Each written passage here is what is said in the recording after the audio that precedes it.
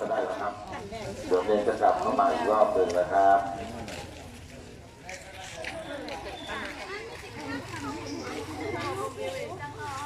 เดินที่เลี้ยงไป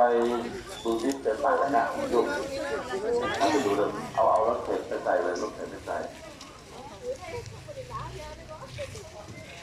เนี่ยลูกรถเข็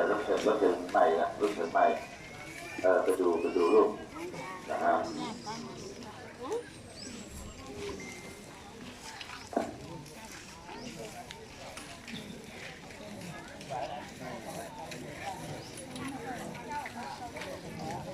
ที่นี่มาอยู่ค้างก็แล้วเขาอ่ะต้องไม่ขึ้นเด่นเลยรถไฟจะช้าไปทำเป็นไรต้องนั่งอยู่จำๆกันแล้วไม่มีจะสั่ง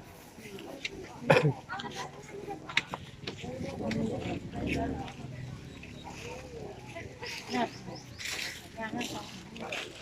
น